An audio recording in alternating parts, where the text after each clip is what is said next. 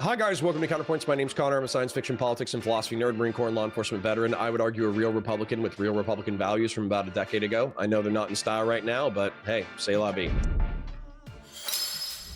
What we're going to be watching today is we're going to be taking psychic damage from Gavin Mcinnes, the libertarian conservatarian founder of the Proud Boys organization, and Nick Fuentes, probably one of the largest dissident right-wing leaders of the Christian nationalist movement.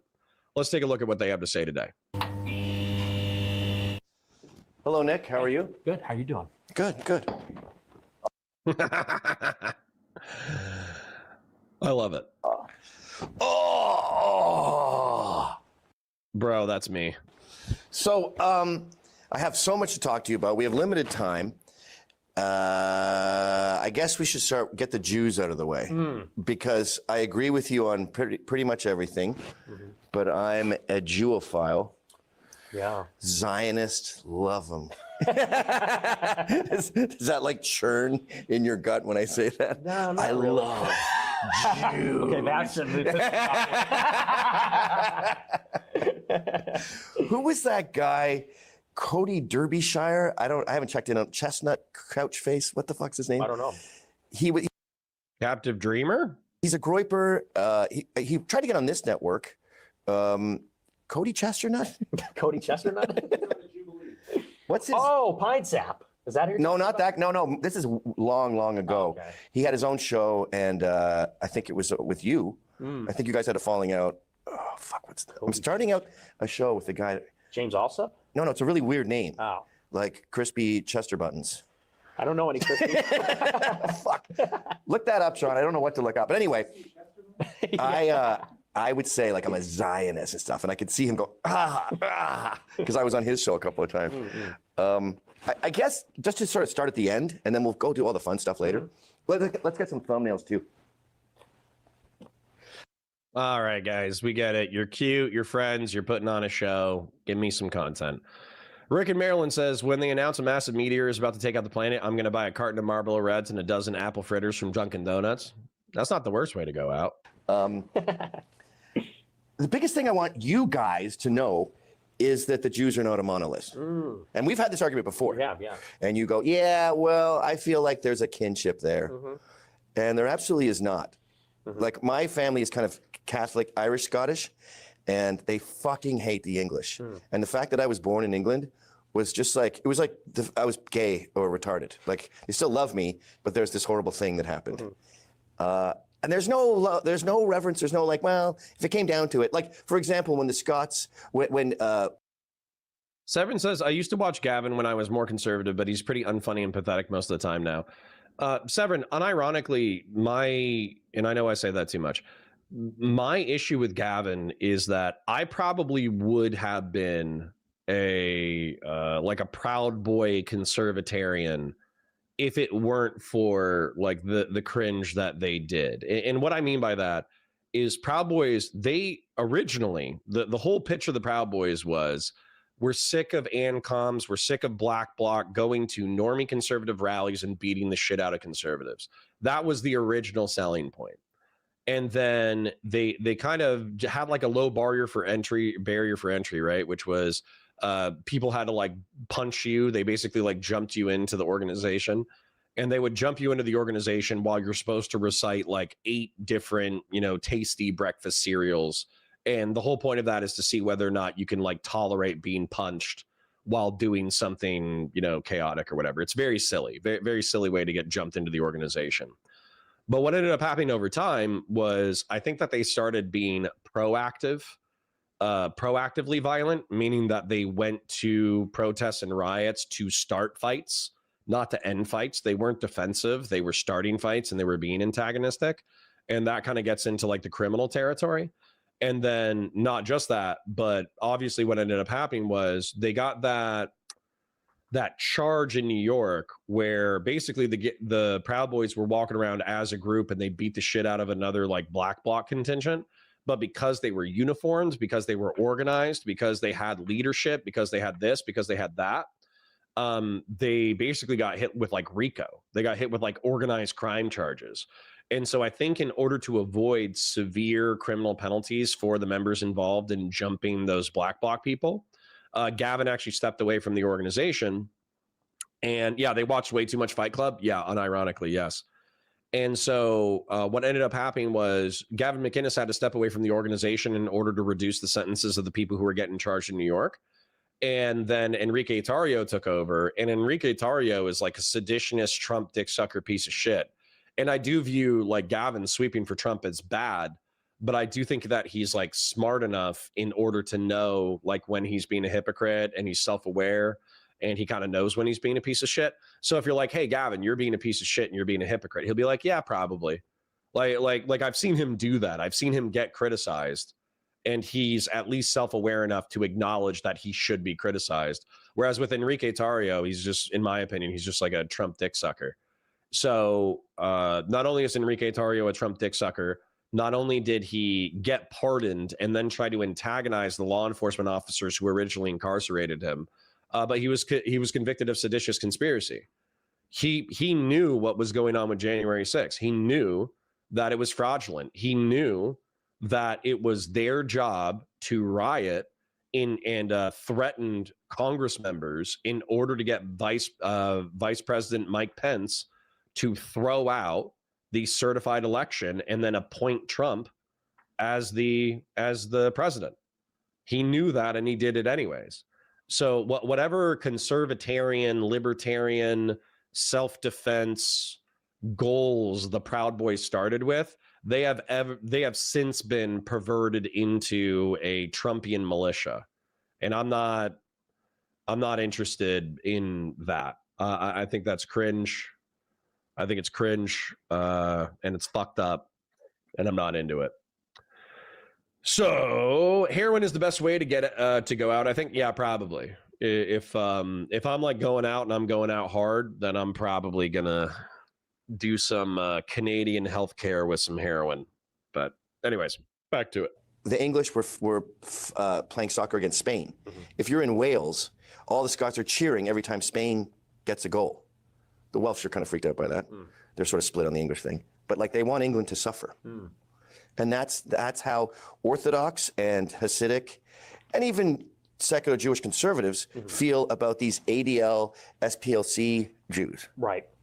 Well, yeah, I talked about that on my show the other night. ADL just got kicked out of the FBI, and who was celebrating it was the ZOA. It was Mort Klein. It was Ben Shapiro. It was Joel Pollack at Breitbart. And you're right, they've all been anti-ADL ever since 2015, because that's when Jonathan Greenblatt took over, and he's a Democrat partisan. But I would say that what is the cause of the conflict? It is an internal battle. It's an intra-Jewish conflict. And what I mean by that is they're debating about ultimately what is best for the Jews. And the left-wing Jews believe in liberal universalism, that that's the best for the Jews. And the Israeli right, the American right in Jewry, they think that Israel needs to be as strong as possible and as identitarian as possible. That's a last refuge. I disagree. I think they want what's best for the West. And you know how many Jews hate Israel, right? Like even Hasids in Israel, the reason they refuse to join the IDF is because they don't support Israel. They say, we're here too early. We're supposed to wait for Christ. Right. So within the Jew world, within the Jays, the animosity towards Israel is, I'm just pulling this out of my ass, I'm going to say 50%. I don't think it's 50%. If you include all the seculars, all the Hasids, you're going to get north of 40. Inside Israel or globally? Globally. But I don't think that they hate Israel. I think that they hate the Likud party, the liberal ones. I think they hate Netanyahu. George Soros. I want to separate that. Which? They hate the concept of Israel, even the ones that are there. Separately, Israelis are not a fan of Netanyahu at all. Well, why do they keep electing him? He's a long. It's like Justin Trudeau. It's a parliamentary system, and once you get your foot in the door, you can sort of expand forever. Like Justin Trudeau did 3,000 terms. But maybe they don't like him, and he's certainly less popular now, but they support everything he's doing. It's like 80% approval for the war in Iran. I didn't know this was going to get so heated so fast. I disagree again! That's just the facts. That's what I was going to say. You guys are like, Gavin spurged out on the channel. Well, Gavin kind of spurgs. Like that's part of his brand. It's what he does. So I don't think Destiny triggering him was exactly a high bar. What's interesting is like, I don't even know what the stats would be, but I've made this joke before, and I don't think my Jewish viewers are really going to care that much. Like, if you're at a bar and there's 3 Jews, there's like 5 opinions, right? Like Jewish folk, not only do they like to criticize, be self-aware, try to think through their positions and all that kind of stuff, they also like to steelman, their either opposing positions or interesting parallel positions and all that kind of stuff. So that's kind of what's going on. And I think one of the things that Gavin's kind of poking at, which I agree with, is the fact that like Jews aren't a monolith, right? I went to New York. My friend is married to a Jewish gal, and she's like sanely anti-Zionist, but effectively she was raised as a secular Jew, and she still identifies with her heritage, but she thinks that the state of Israel shouldn't exist because she thinks that it's a colonialist project. Judaism is a religion, and it's a spiritual belief set, and it's a culture, and that can propagate no matter where the Jews are in the world. So she's like a tepid anti-Zionist. And then I also met another Jewish gal who was raised as a secular Jew, and she fucking hated the state of Israel. She was kind of like a revolutionary lefty. Now, you could say that she's like a pick-me lefty who's trying to be one of the good Jews, and I would probably agree with you. But there's like pick-me anti-Israeli Jews who fervently oppose the existence of the state of Israel because they view it as like they view like Jewish supremacy as like a legacy or evil of their faith, and so they oppose it like viciously. So Kaiser Che says they're being Jewish. Sorry, no, it's fine. Like I was saying, like 3 Jews, 5 opinions. Fashion 40 says New York City Jews hate all that Zionist shit. Well, some of them do and some of them don't. I'm sure there's plenty of New York City Jews who are like, no, we need a holy land, we need a safe place, we need some place that Jews can be that isn't reliant on the United States of America. But that's where I'm saying, like, this perspective that every Jew is like a rabid Zionist, I think Gavin is correct. Madam Power says, when I met my husband in the early 2000s, he was a personal trainer for a private club, and Jared Kushner's mother was one of his clients. My POV of Jews changed drastically after meeting that C word. Good Lord.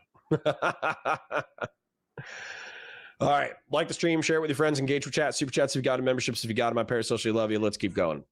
No, you say they support what he's doing. Oh, yeah. These Israelis that I know are furious about October 7th. They agree with you. I assume that you believe, as I do, that they let it go on too long. Well, I think they just let it happen, period. Right.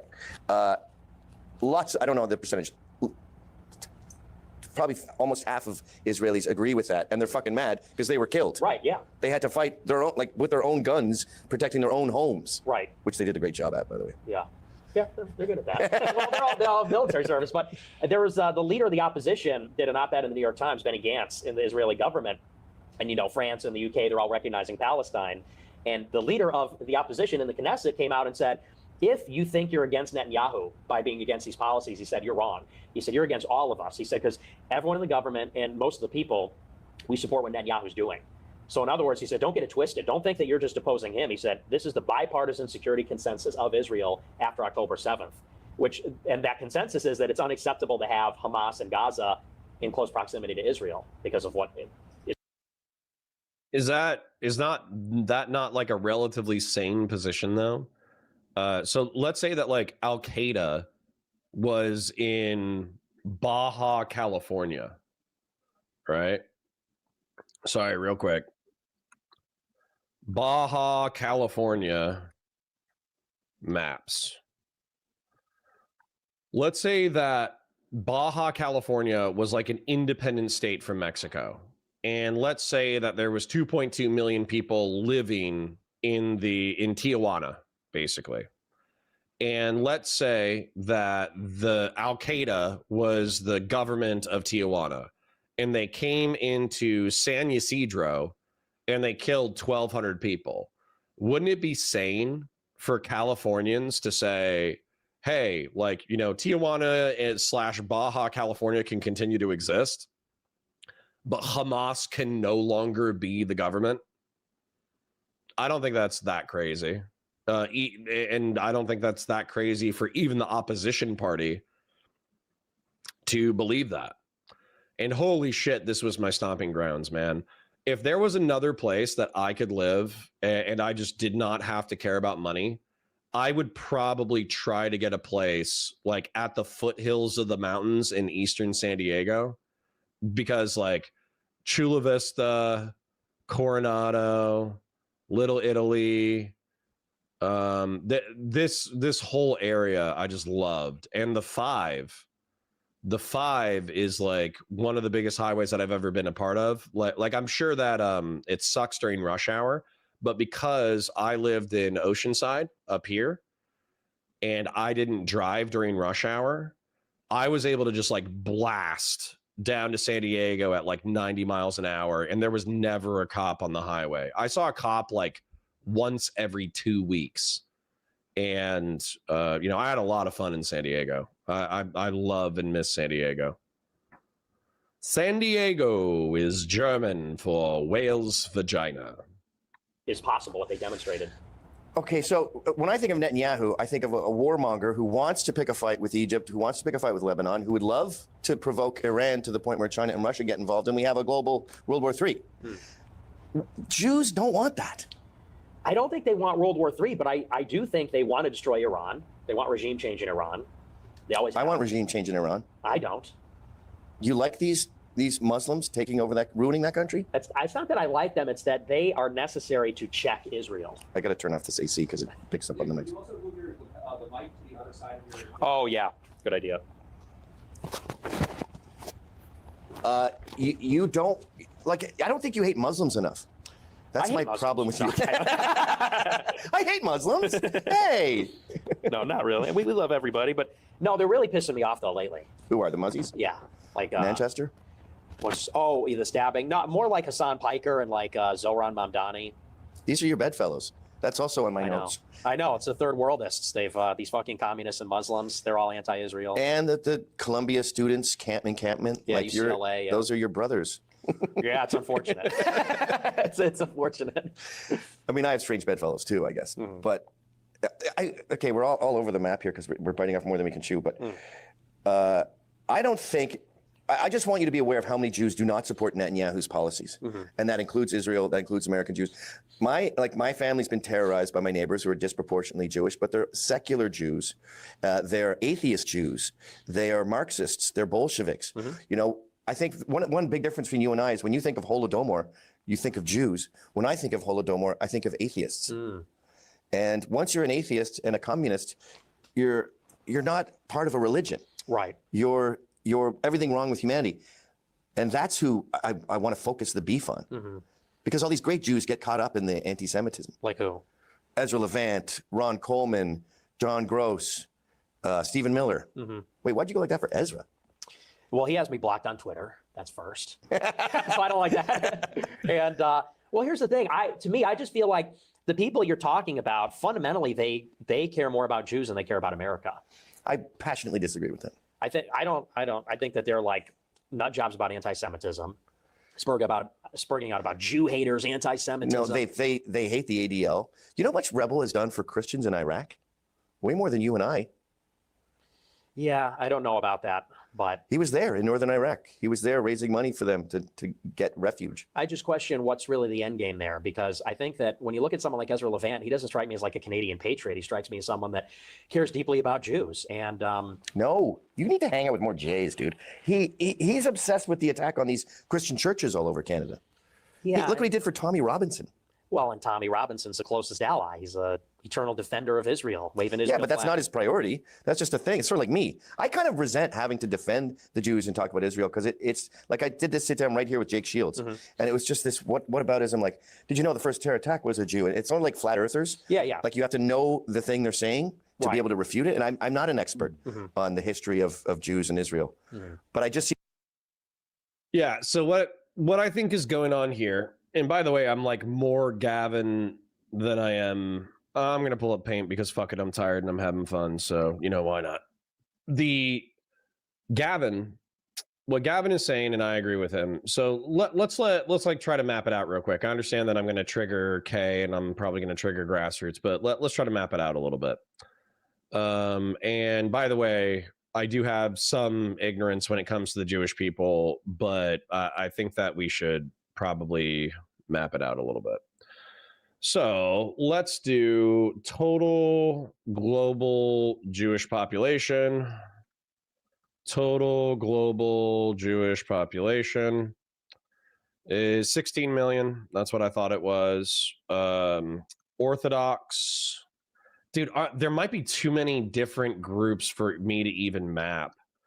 Orthodox Jewish population worldwide. The population of strictly Orthodox or Haredi Jews worldwide is estimated 2 million. So 2 divided by 16, how much is that? 1 out of 8. 1 out of 8. Sorry, I shouldn't have drawn that. Let's just do 1 out of 8. That's fine. I think that's approximately 1 out of 8. Right there. And then I have several Jewish chat members. What would you guys would say? Is Hasidic and Orthodox synonyms, or are those different? Let's take a look. Orthodox Jewish population. And also correct me if I'm wrong, but I feel like Orthodox are the people who do not shave the sides of their heads. They wear the cap. They're devoutly religious, et cetera, et cetera. Orthodox Jewish definition. Orthodox Judaism is a branch of Judaism characterized by strict adherence to traditional Jewish law. Okay. Orthodox versus Hasidic. Hasidic Jews are a group within ultra-Orthodox Judaism, a movement that emphasizes a mystical and emotional connection to God, while Orthodox is a broader term for Jews who adhere to strict Jewish law. Therefore, all Hasidic Jews are Orthodox Jews, but not all Orthodox Jews are Hasidic. That's interesting. Hasidic population of Jews worldwide is 2 million. 14%. I'm just going to split it in half, man, because I think they said that the Orthodox population was 2 million, but I don't know if the AI is just getting it wrong. So let me just put the Hasidics within the Orthodox, and we don't really care about the proportion. All right, Hasidic. And then I would say there's like atheist Jews. I would say there's secular Jews. As a matter of fact, I would say like most Jews are probably secular. Secular Jews.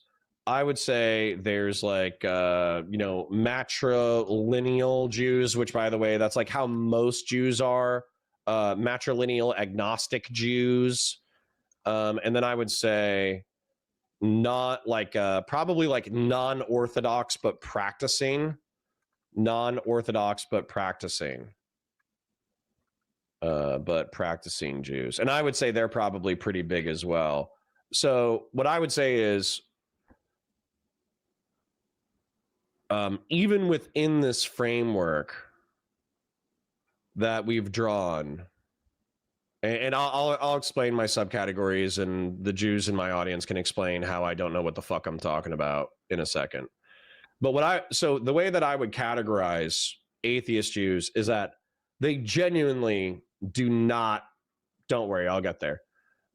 Atheist Jews, I would say, they genuinely do not believe in the Torah. They don't believe in anything related to the Bible. They might even be hostile to like the Abrahamic faith in general, but because their people have been oppressed.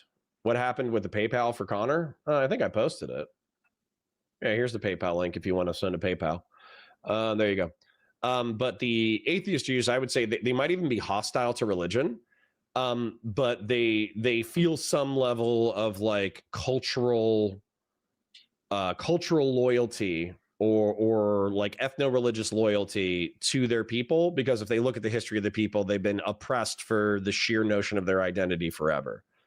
Then when it comes to secular, I would say like they might not go to synagogue, they might not practice the religion that aggressively, and they might like have like some vague deistic notion of God, but they're not like they kind of treat the Bible, not the Bible, they treat the Old Testament, they treat the Torah kind of just like a metaphorical thing. So they're effectively like secular people. I would say non-Orthodox but practicing Jews, they might not be so strict that they do the hair curls. They might not be so strict that they wear, the hat. Well, what's the hat called? Isn't it like a kippah? Jewish circle hat. I'm tired, so you're gonna have to give me some grace here. The streamel. What's a kippah? Oh, that's the fur hat. What's a kippah? Kippah. A kippah, also called a yarmulke. Yarmulke is a small brimless skull cap traditionally worn by Jewish men and boys as a sign of reverence for God. And you know what's so funny about this too is I've there's the book called Lord of War. Ah shit, I just poured water all over my keyboard. That's cool. Lord of War Dad. No movie. So Lord of War, this guy's this actor, I forget his name, Nicolas Cage. Nicolas Cage's dad is a Russian immigrant to the United States who heavily identifies with his Russian culture. And he's not even Jewish by like blood or matrilineal descendants, but he converts to Judaism just because he falls in love with the religion. And he talks about the kippah or the yarmulke or whatever, however you pronounce it. And he basically says that like the reason why he loves the kippah or the yarmulke is because it's a attempt to remind yourself to be humble because there is always a power greater than yourself. There's some quote from the movie about that he found beautiful, and that's why he converted to Judaism, which his sons find hilarious because they have no matrilineal line. They have no actual ethno-religious line to Judaism, and yet their father is a Jew, or at least converted to Judaism, which is actually really difficult to do. Matrilineal agnostic Jews, the reason why I would differentiate them from maybe like secular or non-Orthodox or atheist Jews is because I think they're the people who are like most detached from their Jewish descent. Effectively, what happened was they had like a Jewish mom, and I think that's how like Judaism is like tracked. And but like they have no tie to the religion. They don't practice. They don't wear a yarmulke. They don't wear a kippah. They don't go to synagogue. They didn't participate in a bar mitzvah. They're not like hostile to the religion. They still identify as a Jew. But they're basically like they don't practice the faith at all. They just happen to be Jewish by birth, right? And I think that who is it? I think weirdly enough, Jon Stewart from The Daily Show, I think that he's probably between secular and matrilineal because he says like I'm not a Jew. I barely practice. I eat bagels and I like to argue. That's kind of like his tie to his Jewish ancestry, which I find kind of like parallel. I find parallel to like my ties to Ireland. Like my ties to Ireland are I like the Irish flag. If Ireland is playing like a soccer match, maybe I would cheer for the Irish soccer team. If England does something fucked up to the Irish, then I'll side with the Irish and criticize it. But that's about it. That's really it. I don't know if I just dox myself on PayPal. It's not a big deal, bro. I'm not going to dox you. Don't worry about it. But I'll check my email real quick because it looks like I actually had a couple come through. So let me delete all my spam. But anyways, this was my haphazard attempt to delineate the various kinds of Jews and their relationship to the religion. Thank you. You did not dox yourself. I just have an email.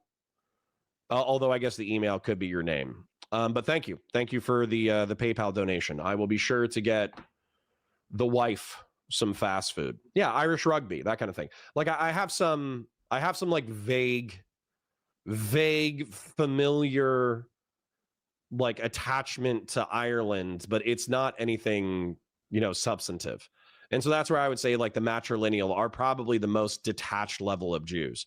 So the problem here, at least within my sphere, is that I think that for the atheist Jews, they're either Zionist or they're not Zionist because they don't actually believe that the Jews were like promised the Holy Land by God, because they don't really believe in the religion. They just think that Jews have gotten like a rough shake and through his history, and so as a result they need a safe place. Same thing with like the secular Jews. Like probably a healthy chunk of them are Zionists, a healthy chunk of them aren't. And maybe I should put this like at like I think atheist Jews, it's probably 50-50. I think with secular Jews, it could probably be like 60-40, 50-50, somewhere in there. I think non-Orthodox, but practicing Jews, it would probably be higher. I think with matrilineal Jews, it would probably be, 50-50 again. And then maybe the secular Jews would be more for like whether or not they're Zionist. And then, sorry, real quick, what Gavin was saying is that like the instinct right here for me to not be for me to be like overly racist and generalizing is that I would say like, oh, well, the Orthodox and the Hasidic, they're all Zionists because they really, really, really, really, really believe in the covenant of Abraham with God that promised him the land between the Euphrates and the Euphrates and the Nile. But what Gavin just said is that even amongst the Orthodox population and the Hasidic population, which are kind of like the ultra practicing religious Jews, even they're not necessarily Zionist because they have different interpretations of what Zionism means. So I'll put like, seriously, Zionist ?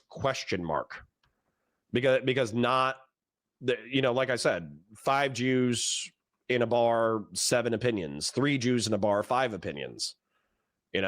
Plenty of Jews have plenty of different opinions on this shit. So to just pretend that every Jew is in lockstep on the project of Israel, and to pretend that every Jew agrees 100% with Bibi Netanyahu and agrees with 100% with every single policy that the Israeli government does, I think that's bullshit too.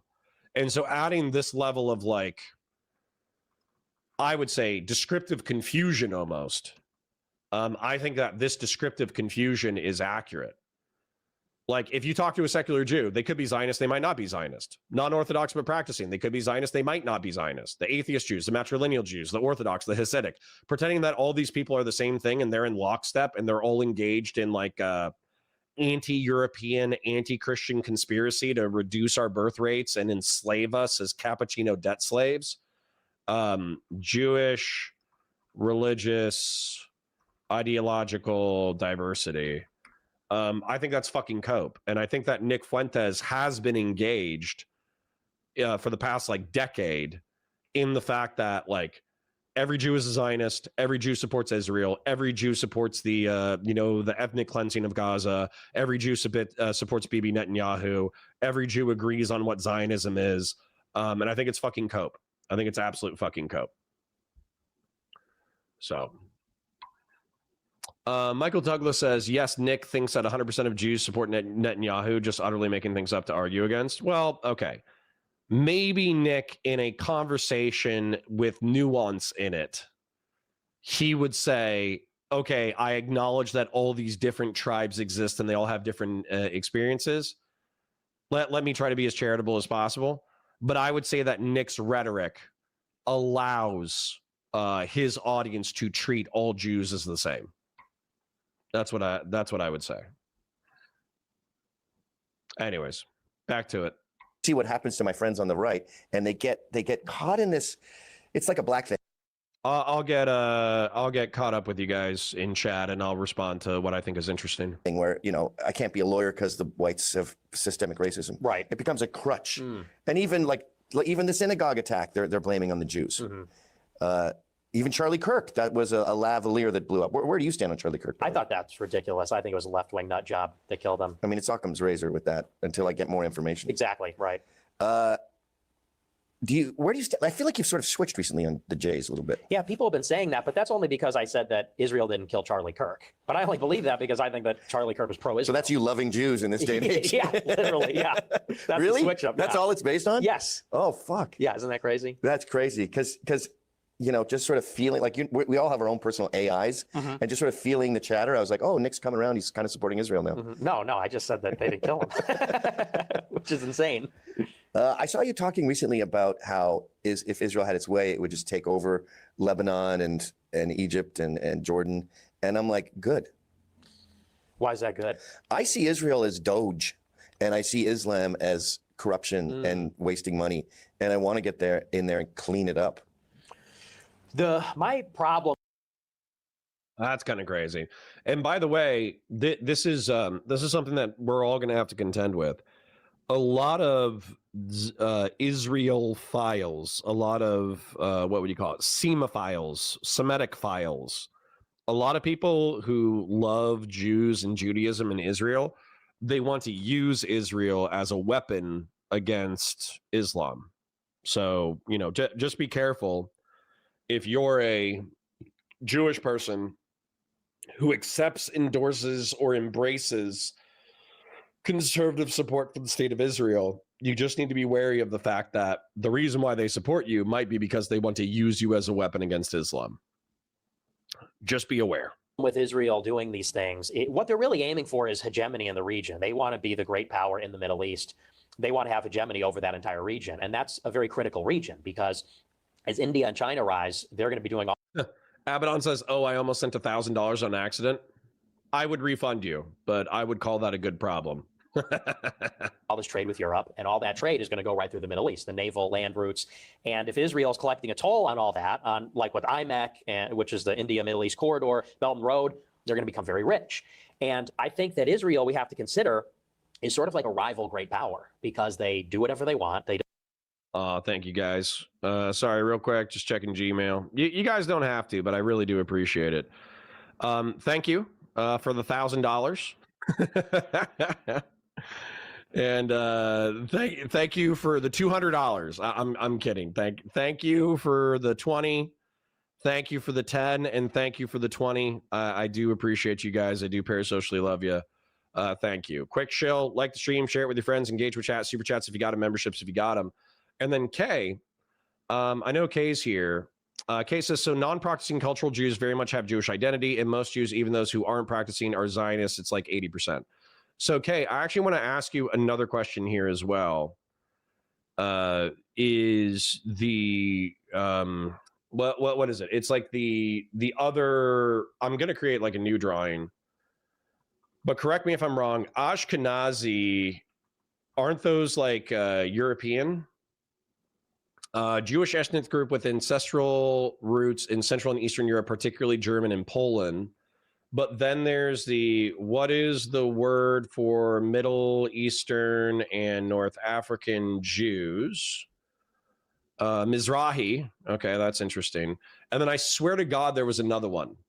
So we got, Maghreb. Maghrebi. So we got Mizrahi, Maghrebi. That's interesting. And we got Ashkenazi. Is there another one? Ashkenazi, Maghrebi, and Mizrahi Jewish population percentage. I should probably just do, instead of typing in the terms, I should probably just do Jewish percentage by ethnicity, Ashkenazi, Maghrebi. That's how I should do that. Mizrahi. And if there's another one, let me know. But Jewish ethnic divisions. Let's take a look. The diaspora, that's where Jews went out. Genetic studies, okay. Can we get the stats? The Caucasus and Crimea, North Africa, West Asia, Sub-Saharan. God, you guys went fucking all over the place. Listen, it's not my fault that Sephardic. Weirdly enough, I forgot the word Sephardic. I don't even know what the definition of it is now. Let's take a look at Sephardic. Sephardic Jews population. The Sephardic Jewish population is between 2.5 million and 2 million. And then what's Sephardic Jewish definition? An ethnic and religious group of Jews originating from the Iberian Peninsula, Spain and Portugal, who were expelled in the late 15th century. Interesting. So we have Sephardic, Mizrahi, Maghrebi, and Ashkenazi. That's crazy. All over the fucking place, huh? They don't answer to us. They infiltrate our system, like our American billionaires, our American congressmen seem to answer to Israel. And it terrifies me that they'll have so much power by themselves and then have so much power over us. Right now, they're pretty weak. Han says, did the Orthodox Jews not believe that they get to the Holy Land when God descends again, and therefore they were against the Zionist movement? That's actually what Gavin Mcinnes said, is that there are Orthodox people, both in Israel and the United States and Canada, presumably, who actually resent the state of Israel because they think that they're preempting prophecy. Because they have to deal with Iran. They have to deal with Turkey. They have to deal with, maybe all the Arabs teaming up against them. But if Iran's out of the picture, then they dominate the whole region there. And then what do they do with this power? They attack America and take over America? Not that they attack us or take over, but I think that then we're in a competition with them. And then it's a question of, do we really have sovereignty? I think that we're in a position now where we could still, for example, kick all the dual citizens out, register the Israel lobby, this sort of thing. I think that once Israel has all this power, is there going to be a pager attack in America? Is there going to be an intel operation here? There's Muslim attacks in America. There's the West Side Highway. There's 9/11. There's Fort Worth. There is, you look at all the top mass killings in America, and it's black. It's mentally ill at the top. But third is Islam. So we're already being not decimated. We're already being systematically attacked by Muslims. But we have freedom to act against Muslims. When Muslims bomb us, we bomb them right back. We bomb somebody. I'm trying to have a serious conversation here, and JetX says not to be confused with semen files. Jesus Christ! Only in my chat can you get high IQ comments like that. Somalia 80 times this year. We bombed Yemen more times in a month than Biden did in a year. We bombed Pakistan. We bombed Iraq. We bombed Syria. But Israel, they blow up our ship, and we don't do anything. The USS Liberty. That's just one example. I think that was a friendly fire, brother. But that again, and that was also like 70 fucking years ago, wasn't it? In like the 50s or the 60s. So I'm supposed to freak out. Regardless, by the way, the translator from an American AWACS plane, who actually did the translations of radio communications between Israeli forces, believes that it was a friendly fire incident. But even if it wasn't a friendly fire incident, let's say that Israel and LBJ got together in order to attack and destroy an American spy ship as a false flag operation in order to get the United States involved in the Middle East and North Africa. What the fuck am I supposed to do that 60 years on? What the fuck am I supposed to do about that? Does that change geopolitical posturing? Does that change our alliance? Does that change our relationship? An alleged false flag operation 60 fucking years ago. What the fuck am I supposed to do about that? my white brother. See, and this is part of the reason why I fucking hate libertarians, man, because I think that if you asked Gavin Mcinnes, he would be laughing. They're laughing. I'm happy they're having a good time. I'm happy they're chilling with the boys, but they're laughing because he doesn't believe that the USS Liberty was a conspiracy theory. And he thinks it's wild that Nick thinks it's a conspiracy theory. And then Nick's laughing because he's like, yeah, fuck it. Of course it was the Jews. Of course it was a fake false flag. And so in my opinion, Gavin Mcinnes is sanitizing and normalizing Nick's opinion. So, I don't give a shit. I'm not like 4D platforming or whatever. But again, I think this is why the libertarian right is oftentimes accused of being like a cock sleeve for the authoritarian right. I mean, what makes you think it wasn't? Because they were flying a giant American flag. They radioed. It's not giant when you're in a fighter jet going. All the people on the boat said it was unmistakable. They knew what they were doing. They came in and shot the lifeboats. The people on the boat are mad because all their friends died. They got shot. We're not allowed to use the people on the boat. Yeah. That's like when people go, "What if your daughter was raped?" Yeah. And you're like, "Well, I wouldn't be rational at that point."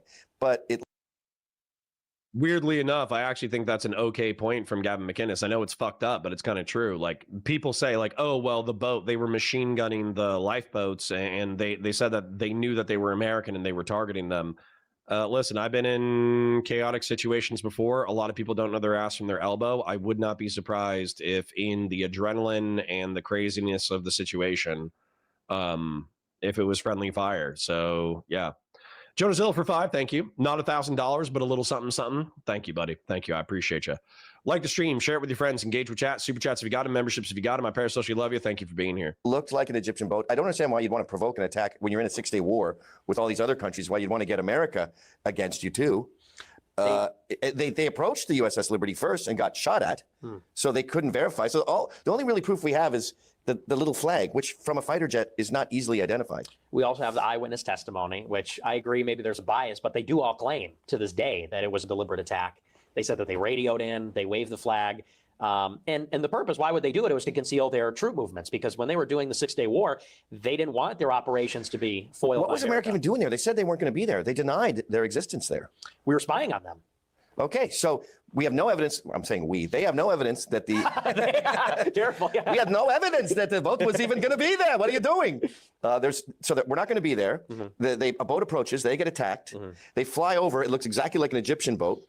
And yeah, friendly fire kills 30 people. They killed 12 Israeli soldiers in that war by accident. They're regularly killing their own hostages. Well, that's their doctrine. That's their military doctrine, is to kill their own hostages. Right, but killing their own people, killing people that they weren't meant, killing the hostages when they weren't prepared to kill the hostages. Too early, I guess, is what I'm saying. But, friendly fire is part of war. Vietnam, we lost tens of thousands of troops, and it was very unfortunate. I don't think it's a good example of Israel attacking us. I think there's more evidence that it was friendly fire. Well, and, we could say, for the sake of this argument, you say it's friendly fire, I say it's not. The brother. Well, but here's the point: is it's about what they're capable of. It's this idea that if they carried out, like they did in Hezbollah in Lebanon, a decapitation strike on Hezbollah, if they did something like that in America, if they have regional hegemony in the Middle East, if they have all this influence in America, could they get away with something like that? That's what I'm worried about, because they do have an interest in our defense technology and our supply chains. And you got to wonder, how did the bombs end up in the pagers? It's shell corporations, it's supply chains, that's the sort of thing. And you look at these tech companies like Palantir. Palantir is run by Alex Karp. He's the CEO, and this is the company. Kristen Clark says, list out all the populations of Jews for all countries, even more fun compared to pre-48 numbers. You don't even have to include the Holocaust. Nah, listen, man, I'm out of what is this? Jewish religious ideological diversity. I'm going to go ahead and do what would you call it? Ethnicity?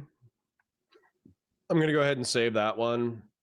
And then I guess realistically, because I know we're going to pull it up, I should probably do the ethnic diversity as well. And K or grassroots or any Jews in my chat, if I miss a group, let me know. But the ones that I heard or saw through our preliminary research was Ashkenazi, Maghrebi, Mizrahi, and Sephardic.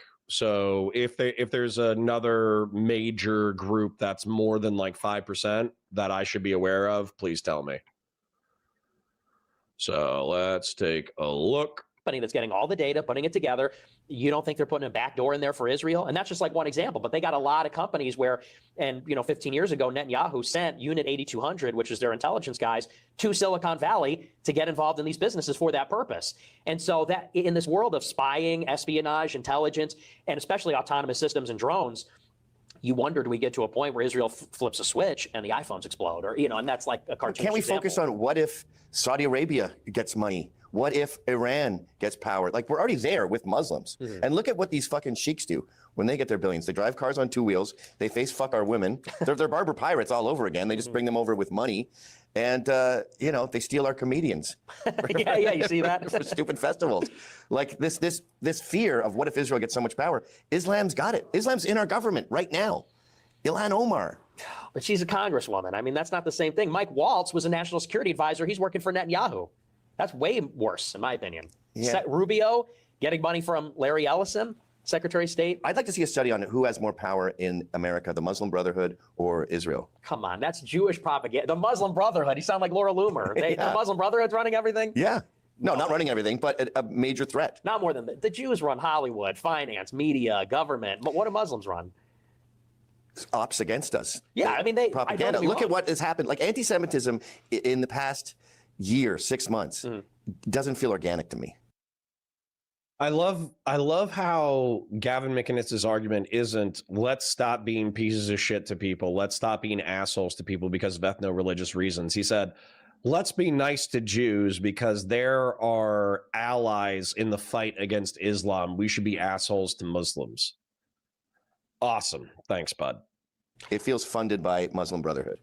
It's like you've always been pretty consistent. Jake Shields, whom I adore, it doesn't feel organic with him. He recites all these details like someone is getting in there, and I can name other people where they're getting funding to go against Israel, to go against the Jews, and I would say it's pretty mainstream right now to be anti-Semitic. It's like Free Palestine. You could wave that flag. Like in Britain, Britain's a weird example because they've already taken over that country. But there's a Muslim demonstration. You walk by with a yarmulke or a dog, and you're told you're disrupting it, you're disturbing the peace, even though you're on your way home. But what did they do in response here? And in America, you have Trump seizing the endowments or the loans and grants for Harvard, Brown, UPenn. They're forcing it's a dozen schools in Northwestern, in Illinois, in Evanston. You have to take like a re-education course on Israel just to get into school. Great point. But I was talking to Toby Young, Lord Young in Britain there. He wrote How to Lose Friends and Alienate People. Great guy. He runs this thing called the Free Speech Union that protects you if you show up in Britain and you get stopped at the border for a tweet, whatever. And he was, my mind just blanked. What were we talking about? The Israel to get into Columbia. Oh, yeah. All that. And he was like, sometimes institutions get to this point where you have to go against your libertarian values and go, I can't believe I'm doing this, but the government has to fix this problem because there's no way these institutions will fix themselves. And I feel that way about Harvard and Columbia. I never want the government involved in schools, but these fucking schools, like it wasn't, people were not in trouble for saying from the river to the sea. They were fucking terrorizing Jewish students. They had to lock themselves in rooms. They were banging on doors. So I think the government has gone into these Ivy League schools and said, this looks real bad on paper, but you guys are so far fucking gone. There's a new professor at Harvard called, like, you could look this up, Sean, called like vagina de penis. Oh, I saw that, the drag queen. Yeah. So that's how far gone they are. I mean, this is almost like calling in the National Guard. But look at what they did at Harvard. They kicked out Claudine Gay, and that was after Bill Ackman intervened, because Bill Ackman's an alumnus of Harvard, and he leveraged the alumni network to withhold donations until it strangled the board. They kicked this broad out. Then they brought in a Jewish doctor to be the new president of Harvard. And what the Trump administration is imposing on Harvard, it's not just anti-protest, anti-Palestinian. What they're also doing is changing the Middle East studies curriculum. So it's pro-Israel in their School of Foreign Policy or Political Science. So it's like, and by the way, that's 5 out of 8 Ivy League schools now have Jewish presidents. Yes, but they're correcting this crazy current that's been going on for decades. But 5 out of 8? Jews are 2% of the population. What is that? Yeah, but these schools are anti-Jewish schools. And that's where... Dude, 25% of Columbia is Jewish. Like, the student body... these Jews, like, I can tell you, I got friends going to St. Andrews in Scotland, which is basically Harvard. It's Ivy League Europe. And he goes in there as a Jew. He comes out there as a pro-Palestine, river to the sea guy. Like, the Jew... there was tons of Jews in those encampments in Columbia. They go to school to learn to hate. And this is what I wanted to get you to. Jews are exceptional whites. When they do bad, they do exceptional bad. When they do good, they do exceptional good. When they do good, my daughter was born at Beth Israel. Israel invents a pill that you swallow, and it gives you like a reverse colonoscopy, and you film everything going down. They're overrepresented in the Fields medals. They're overrepresented in Nobel Peace Prizes. Yes, they're overrepresented in media and banking, as are the Irish, by the way. You've seen those memes? Yeah, the Irish the Hibernian. yeah. So when I see these, I think Jews are really just whites who don't drink. If I didn't drink, I'd be president of the United States right now. I agree, yeah. Like, well, you're Canadian. So. I would change that law. I'd be that powerful, like Bloomberg giving himself an extra term. Yeah. They're like the Amish. Like they're just us at our purest in many ways. I don't disagree. They are gifted. And I agree with you that a lot of anti-Semites are reluctant to even give them their due because they are brilliant. And that is part of why they're so powerful. Because when you look at, for example, the quotas against Jews in the universities in the first half of 20th century, they were breaking through that stuff just because they were remarkable. But here's my issue with them because, Bishop Williamson said the same thing. He's that like... I actually stole that from him. Yeah, I recognize it. I knew you did. I'm calling you out. Interesting. So anyways, breaking this down a little bit just because I took a look at it and I got some contradictory information. So I'm okay being contradicted if somebody has like a more accurate breakdown, that's fine. but it looks like what I'm seeing is that 70% of the Jewish population worldwide is Ashkenazi to some degree, meaning that they're European. So 2/3 of the global Jewish population are European. Now, what's interesting about that is immediately after saying that, Mizrahi, which are the Middle Eastern and North African Jews, it says 33% of the Jewish population is some level of Mizrahi descent.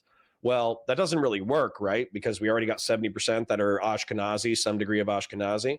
And then Sephardic, they said, is between 10 and 15%. So what my presumption is that 33% of the Jewish population is probably a mix of Mizrahi in Sephardic, or Mizrahi in Ashkenazi, or Ashkenazi is mixed with Sephardic, or Sephardic is mixed with Maghrebi. And so as a result, there's just going to be some level of overlap. But just to go over the numbers that we saw, Ashkenazi, some level of European descent, is 70%. Mizrahi is 33%. Sephardic is 10 to 15, and Maghrebi is 5. So that's where Jewish ethnic descent is. And so I might have done a really poor drawing, but I put Maghrebi, what I think is approximately 5%. I put Sephardic at approximately 10 to 15. And then I showed the Mizrahi as an overlap between Maghrebi, Sephardic, and Ashkenazi. So I think that, as inaccurate as my drawing is, and feel free to criticize my drawing, I would be curious if anybody had any contradictory information that actually shows that my drawing is incorrect. But he was quoting a video of me. Yeah, there you go. So I don't really steal. Yeah. But he said that, and I agree with that. But my problem is not that you got bad apples, because every group has bad apples. My problem is that systematically, their identity, which is racial and ethnic, is based on this fear of persecution. They're 2,000 years in a diaspora, no home to call their own. They're segregated, they're persecuted. We can debate about why that is, whether it's justified or not. Some people say, well, they're foreign, they're alien, they have whatever. But that is their experience. And I think they have this reflexive paranoia. They're afraid of outsiders, they're distrusting of outsiders, they're insular, they're tribalistic. And I think they justify that on the basis that if we don't act this way, everyone's going to rise up and kill us. Another Hitler will rise up, another Philip II, another Nicholas II. Which, by the way, isn't that something that you kind of cheer on within your community, Nick? Don't I often hear, haven't I heard Nick himself say that Trump is too weak and we need our guy, we need the next Hitler to come out? Did I not see those memes come out during the Kanye arc? Someone's going to rise up and take us out. So that's why they have this group mentality. It's like a fortress. It's like a siege mentality. And I think that that's not a bad instinct, but it's bad when they have power over America. Well, I would argue that I can't deny that. And when I went on my, as you called it, my all expenses paid trip to Israel, yes, I kept screaming that even that, part of why they hate Trump is his blonde hair. Yeah. They have this trouble with the Aryan, and I think it's PTSD from their grandparents talking about the Holocaust. Mm-hmm. So anytime a white, whether it's you or me, they don't care that I'm on their side, by the way. Anytime there's a white who is charming and has everyone's ear, we have to denigrate him because he's going to get us. Right. And that is something that both sides, both Orthodox, Republican Jews, and secular, even atheist Jews, you're right. They all have that characteristic. But that doesn't negate the Civil War. Justin says, aren't you anti-Muslim too? Jihadists? No, I'm not anti-Muslim in general. I've said this before, I'll say it again. The barrier to entry to Islam is actually super low. It's believing in God, the last day, doing good works, Muhammad is God's messenger, and going to Mecca on a Hajj if you can afford it. That's kind of like the low bar for entry. So I believe in God. All right. I believe in doing good works, and I try to do as many good works as I possibly can. So in those two regards, I'm good. I think Muhammad, while let's just say I have some criticisms about his message, I think that he's like the other prophets in that he believed that he had divine revelation. He tried to make the world a better place. You could argue that he's like a warlord and an asshole, and he conquered all these countries, all these cities, and he killed all these people, and he inspired a religion that led to conquest and slavery and death. However, he also banned infanticide. He tried to create a level of justice between men and women, although that is Sharia law. So, you kind of got to, it was progressive for the time. Okay. It was progressive for the time. But anyways, so maybe I don't think Muhammad is God's messenger, but I think Muhammad is a messenger. He is a prophet. And then what's the last one? Going to Mecca. I'm probably not going to go to Mecca. I'm probably not going to go to Mecca. So I'm a bad Muslim, but I actually fit 2 of 5 criteria for being Muslim. And I think a lot of Muslims are normies. They want to pay their bills. They want to take care of their family. They want to take care of their kids. They want to take care of their communities. They don't want to engage in terrorist attacks. And they're probably pissed off that American military adventurism has killed hundreds of thousands or millions of their former friends and neighbors, especially if they live in the West. If they live in the Middle East and North Africa, they're probably especially pissed about American military adventurism killing hundreds of thousands of their countrymen. However, what I think we need to add is a level of nuance where the United States might have kicked out the support beams of Iraq and Afghanistan, but the vast majority of civilian casualties caused was by jihadist organizations. They were by terrorist organizations. They were by organizations that said, hey, give us the guns, give us the bombs, give us the power, give us your money, and we'll fight the Americans and we'll fight the American puppets. And then as a result, we'll kick these people out of our country. Well, 90% of the civilians killed in these countries was done by jihadists. And jihadists are holy warriors in the name of Islam, and they're kind of incompetent, they're kind of stupid, and they use certain Quranic passages in order to justify shit like suicide bombing. So, no, I am not anti-normie Muslim. I do not want Islamists. I do not want Islamic theocrats moving to my country in mass. I do not want mass immigration of Islamic theocrats. But I still even differentiate Islamic theocrats from jihadist terrorists, because Islamic theocrats are just like Christian theocrats. They're people who might want to vote it in incrementally, and therefore they could technically live within a liberal society and just advance their dog shit ideas within a free society. Whereas what I would argue is jihadist terrorists, you can't have any tolerance for them because they are perfectly willing to slaughter civilians in the name of their ideology. So no, I do differentiate between jihadists, Islamists, and normie Muslims. And I'm not hostile to normie Muslims almost at all. Right. Because the Orthodox Jews are saying to the secular Jews, what the fuck are you doing? Mm-hmm. Like, you're ruining everything and you're going to get us killed. And they are getting them killed. Yeah. As I keep saying, wear a yarmulke in northern Paris right now. Like, all the Jews that... Michael Tuglas says, can we watch the video instead of the autism simulator? No. And if you don't like my content, go watch the other one, Tuglas. No wonder why you're so fucking pissed off. You're not getting fucking tugged. That's not my fucking fault. Go get a hand job. Watch the video on your own time. It's my content, dickhead. That's the fastest way to get fucking banned, is to bitch about how I do my content, especially when I'm grumpy. All the Jews that live in Northern Europe are getting terrorized on a daily basis. That's the first people. Manchester, they're attacking. So I think that Orthodox Jews are saying to secular Jews, you're my worst enemy. Like, with friends like you, who needs enemies? They could have the same motives, but the secular atheist Jews are retarded. And more proof that they're white, they self-sabotage. I think they're aware they're ruining everything. And they're ethno-masochists. Like, all this porn shit, and you don't need to get married, and the world's overpopulated. The secular Jews are suffering from that. They're not having kids. Mm-hmm, Orthodox Jews' birth rate is great.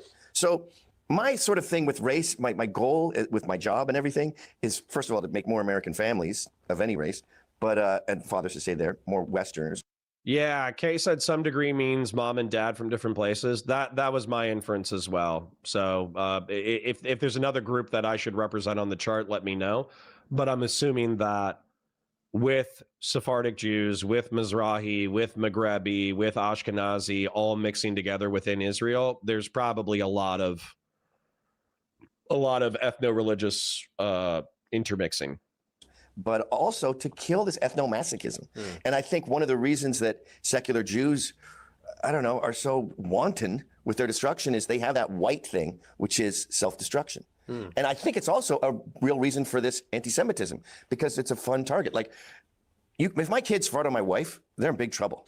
If they fart on me, it's funny. I'll be like, oh shit, that reeked, because I'm the top, you know? And it seems that way with criticizing whites, like you can fart on them.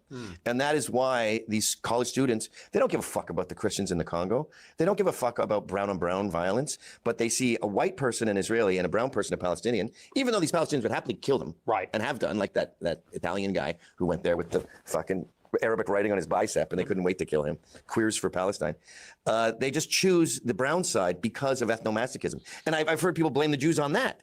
But it goes way before World War II, this I fucked up, I'm sorry shit. It's genetic. Yeah, well, there's a lot of truth to that because, you know, these Jews, what they've effectively embraced is liberal universalism, which is this colorblind, we're all going to be communist, we're all individuals, whatever. And I think you're right that I'm right wing. And the right wing Jews believe that the solution to the Jewish problem, because the Jewish problem is these people are persecuted, they're unassimilable, they won't. AK Badasui says, I don't know if you're any of the criteria of Muslim if you don't think Muhammad was a prophet. I know AK Badasui, but that's one of the funny things about Islam is that they think that pre-Muhammadan, pre-Christ, and pre-Abrahamic monotheists were Muslim. They think that being a monotheist is the state of nature for humanity. Believing in a creator God and believing in like moral purpose is the natural state of humanity. And so that's actually kind of, you know, I actually probably am a pre-Muhammadan, pre-Christian, pre-Abrahamic monotheist because, you know, there's arguably the Big Bang, the fount of all creation, somebody said materialization because they didn't like creation because creation implies a creator, but regardless of whether or not you use the word creation or materialization, I don't really give a fuck. But there is a source, a physical source for materialization and creation within the world, and there is some sense of order and law that seems to be like imbued in nature. And I think that what humanity's really done over the past 3,000 years, but arguably the past 100,000 years, is that we've observed and codified these laws. Now, the people 2,000 years ago, 3,000 years ago, just like us, they had an imperfect understanding of the world. And so they probably codified a bunch of good rules, but they also codified a bunch of rules that don't necessarily make that much sense. And so I think that there's this concept called perennialism.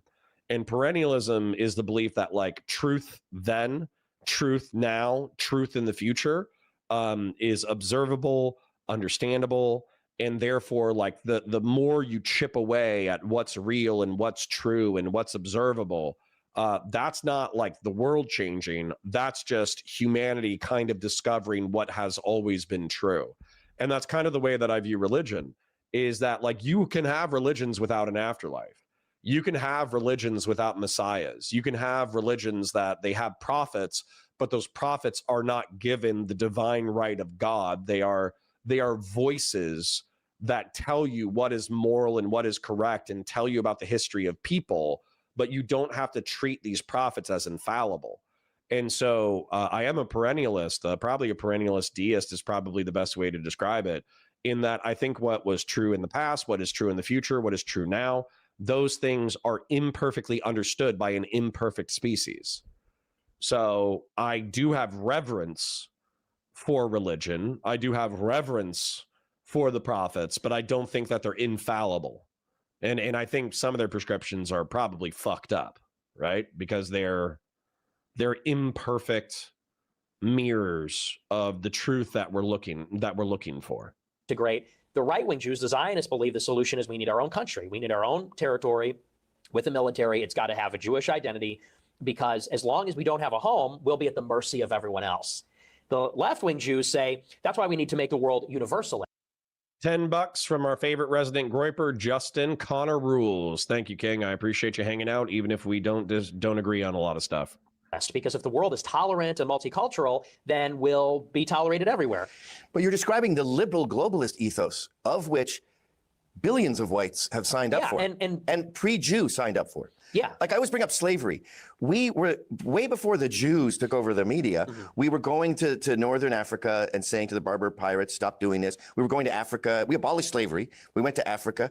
We said, stop doing this. We said to the homies, literally the homies, stop doing this. I think Britain paid off its debt, ending slavery like 7 years ago. That wasn't the Jews. That was this like, oh, woe is me. Sorry, somebody asked something important.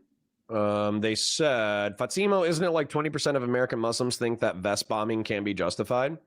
I think that I did that stat yesterday, and I think it was 23% worldwide. Okay, I don't know what the domestic statistic is, but worldwide, 2 million Muslims out of a population, I think of like 8 billion now. 1 million support some level of theocracy. So half of them I would categorize as normie Muslims who would probably tolerate some level of secular society. Half of them are similar to Christian nationalists or Christian theocrats.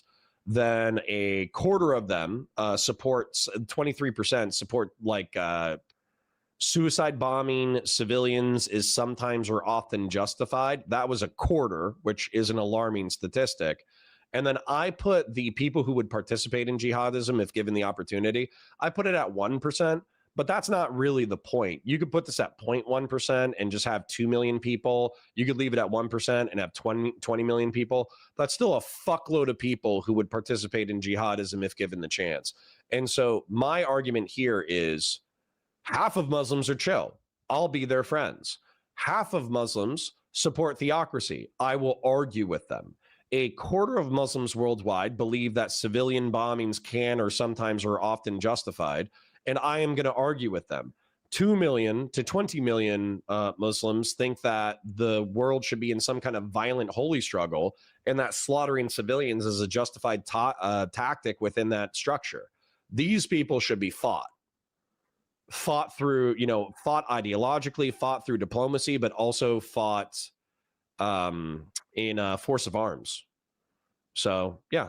So again, like your Muslim neighbor, there's a 50-50 shot he's chill, and there's a 50-50 shot that he's chill enough to have a good conversation with. There's a 25% chance that you could have a really bad conversation with him, and there's a 1% to less than 1% chance that he's a total fucking asshole that deserves like Homeland Security to be called on him. So that's the Muslim numbers. Yeah, I have to.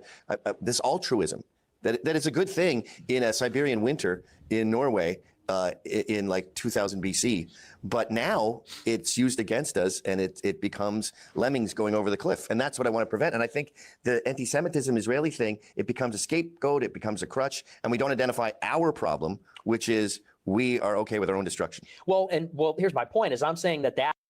And real quick, people have been very generous with the super chats today. We already have almost a dozen super chats. Thank you to S for the 2 super chats. Thank you, Sen Patty. Thank you, Tagaroon. Thank you, Anonymous Chatter. Thank you, Jonazilla. And thank you for Justin. I did just plug the PayPal link again. I posted it in the chat and I clicked enter. You do not have to give me a PayPal. Everything's fine. There's nothing wrong. The bills are getting paid. Everybody's happy. Everybody's healthy.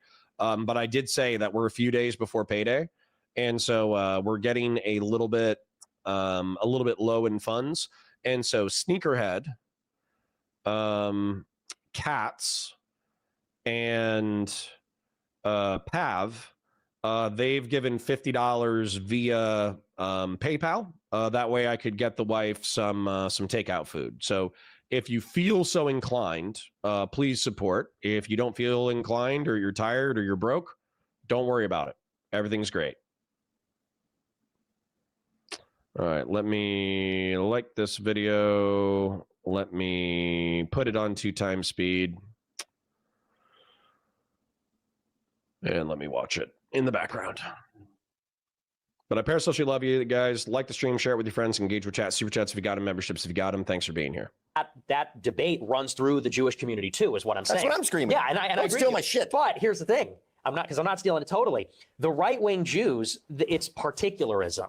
The right-wing Jews, they're not in favor of nationalism for all nations. You do your thing, we'll do our thing. By its very nature, if you're a nationalist, it's exclusionary. We want our nation to be strong. We want our people to be strong. So you sort of have this idea that, like, well, we're all for the West. We're all for nationalism. We're all for these things. But they want these things for themselves. Who's they? This is Jews. Every Jew I talk to, because I talk to a lot of Jews about this debate, and they're like, ask him what a Jew is. Who's they? It's matrilineal by Jewish descent from their mother. Not But we're necessarily both the agreeing religion. that the Orthodox and the Republicans hate the seculars. But and the why do they hate seculars, them? they see the Orthodox and the Hasids as a cult. Like, and they go, you're bad for our name. You're fucking weird with your payas and your stupid hat. But they hate. And they married a left-wing- black chick.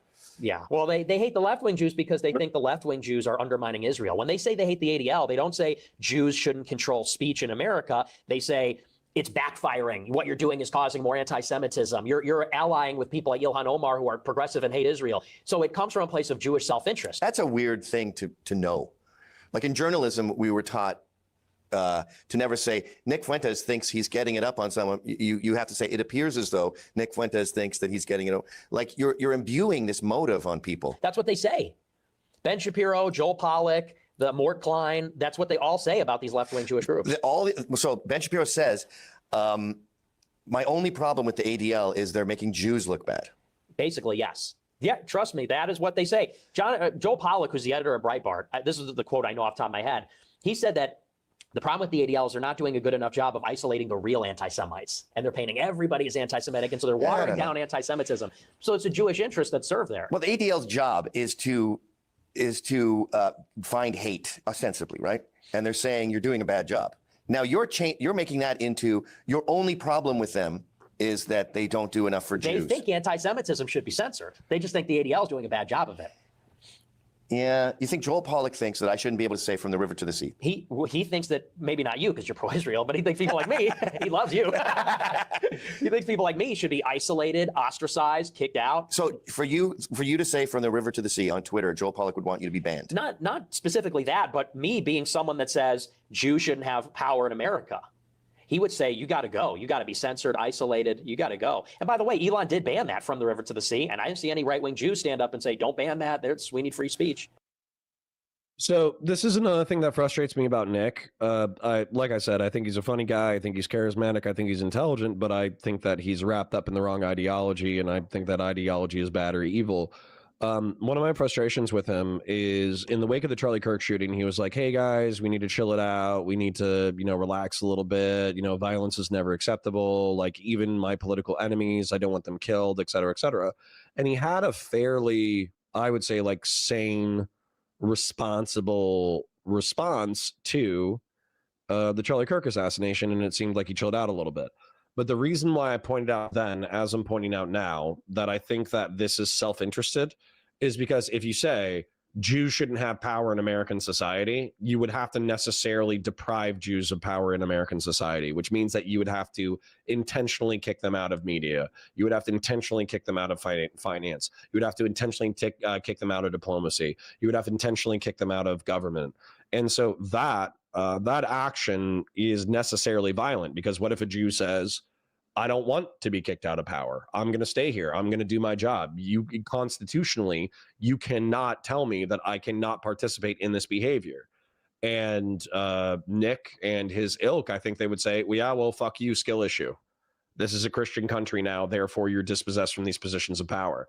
And I think that Jews are right to be paranoid and right to be angry and right to be fearful of people like Nick spreading that message, because I think he's probably hiding his power level to some degree.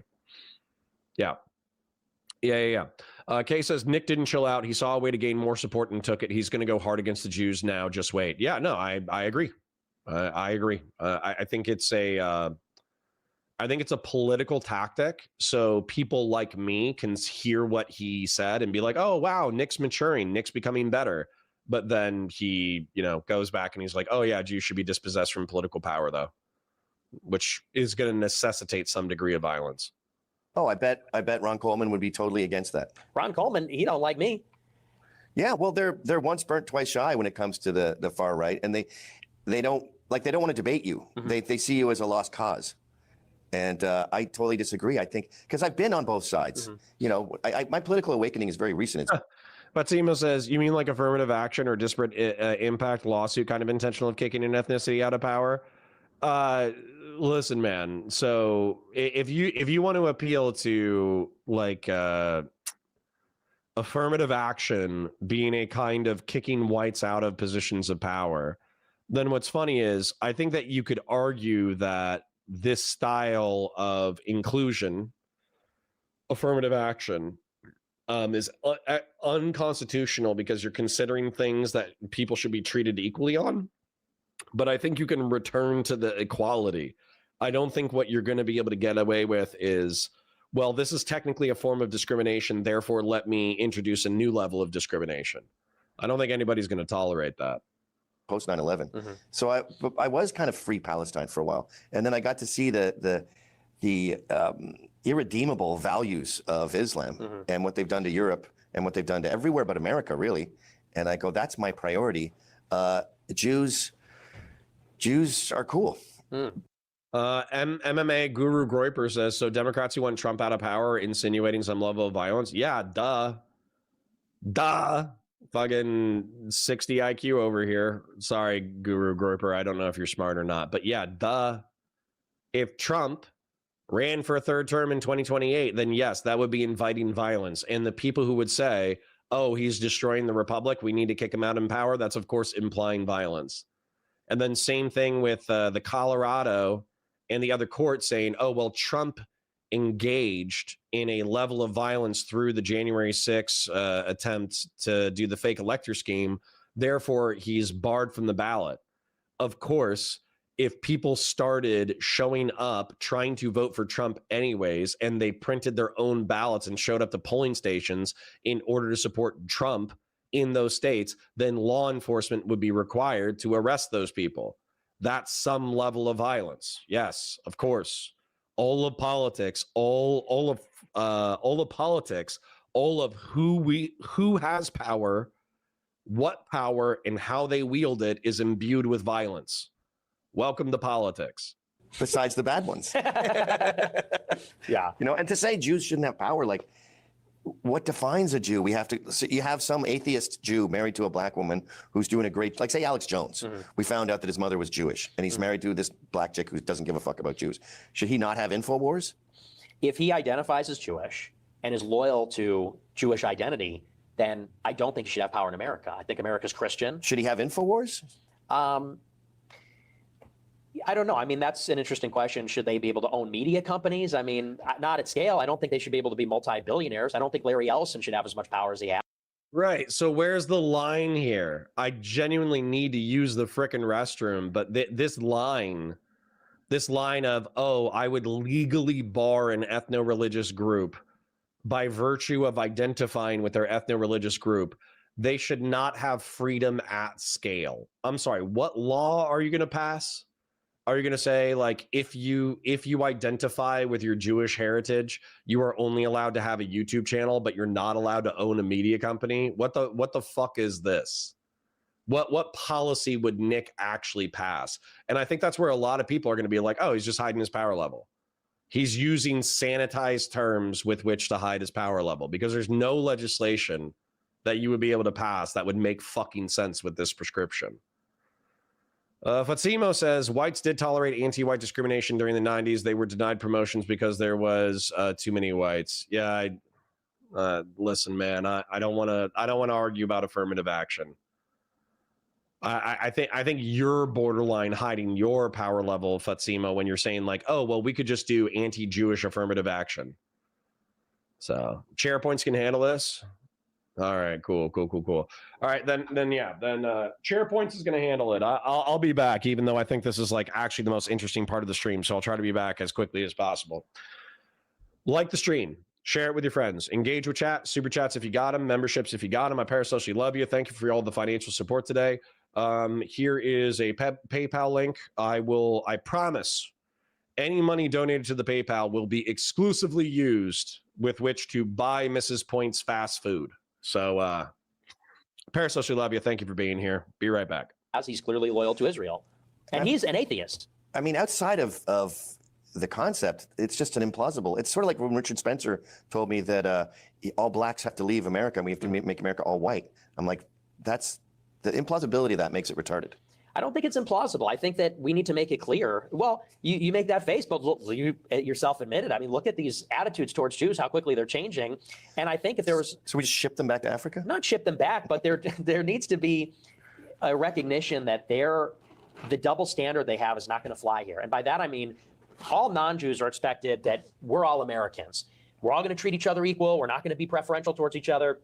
But Jews, they get to look out for themselves, and they get to do this bullshit where Larry Ellison is going to buy TikTok on behalf of Netanyahu to suppress criticism of Israel. Like, that's blatant influence peddling. But they don't have their own interests. As I said, like they're pro-Palestine.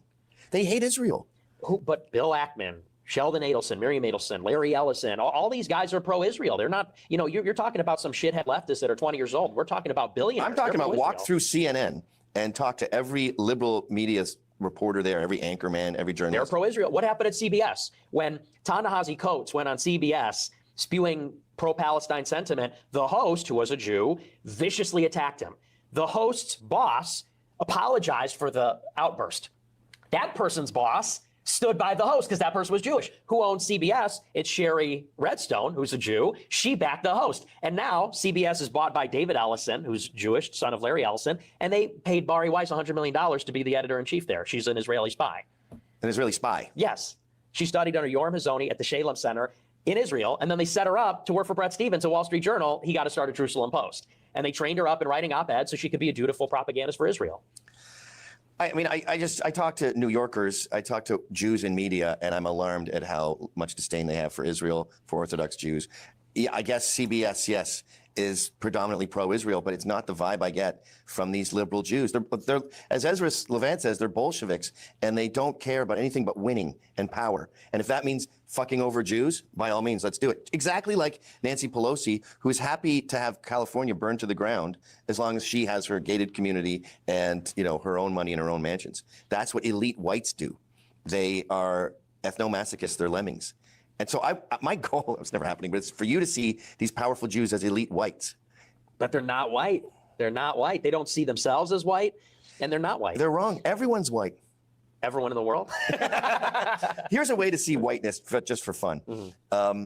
Who do you not want moving in next door? Mm. So even a lot of blacks are white. Mm. Like Denzel Washington moves next door. Nobody, maybe you might have a problem with it, but most white people are like, cool, I got a good one next door. I wonder if we could become friends. Mm-hmm. So this whole complaining about racism in America, no one has a problem with Mexicans. No one has a problem with Jews, really. No one has a problem with elite blacks, like upper middle class and up blacks. Mm. So the only people that can really complain about racism are ghetto blacks. Mm. And they mostly deserve prejudice. It's more like post-judice at this point because we've seen the behavior. Yeah. So the fact that we talk about racism constantly in this country when we're talking about half of the 14% and everyone else is basically...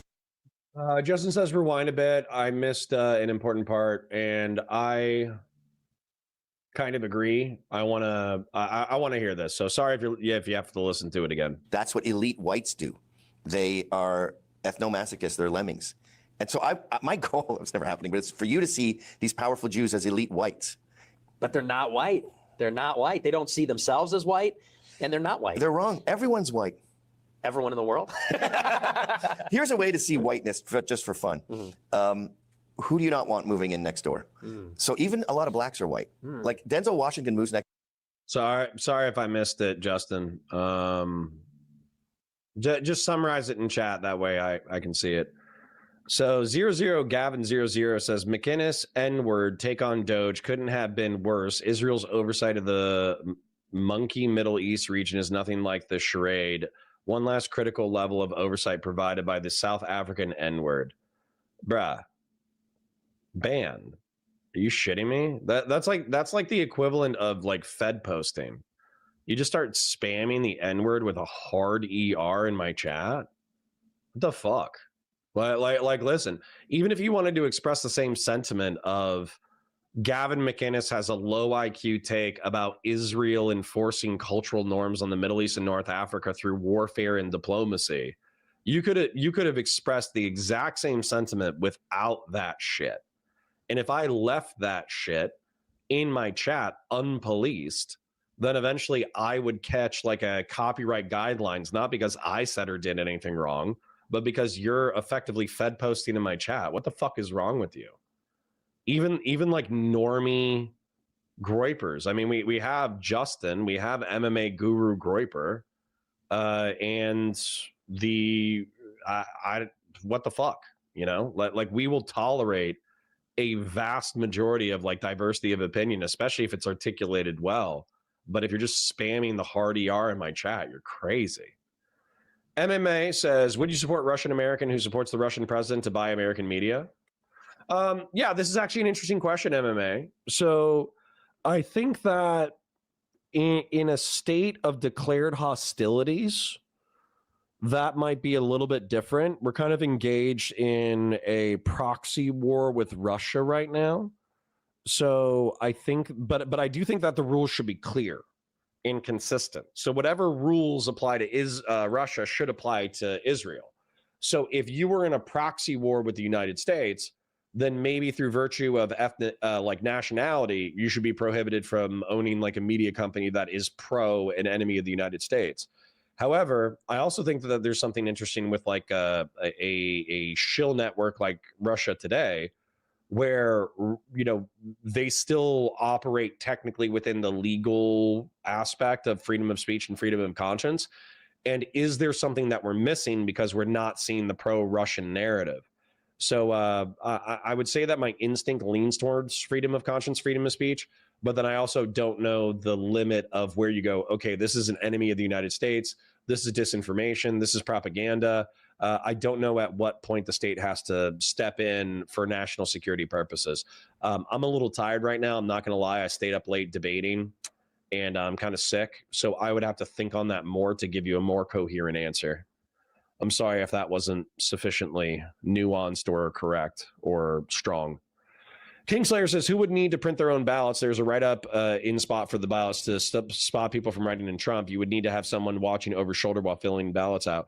Well, yeah, but then I think that the Coloradans would say, oh, well, you precluded Trump from the ballot, therefore he's going to lose necessarily. They would, yeah, I get it. You could probably do a write-in without violence. I get what you're saying. Next door. Nobody, maybe you might have a problem with it, but most white people are like, cool, I got a good one next door. I wonder if we could become friends.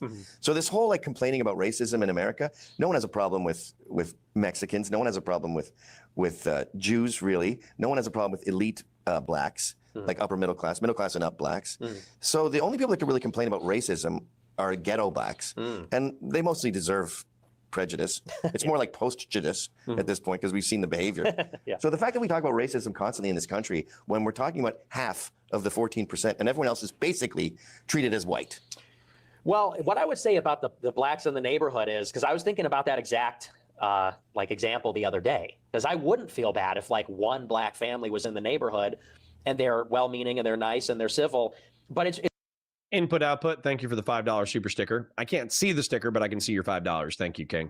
It's really a question of the composition, because it's sort of an interesting question. How many black families on your block and neighborhood are you comfortable with? Because if you're the only white family on the block, and let's say they're all civil and polite, but you're the only white family, you're probably going to feel uncomfortable. You're going to feel like an alien, a minority. Well, I definitely get that living in a Jewish neighborhood. I'm definitely not wanted as the minority. But sometimes hypotheticals break. MMA Guru says Israel does undermine American diplomacy through, especially with the Qatar incident. Don't you see that as against American interests, and so they should have media power?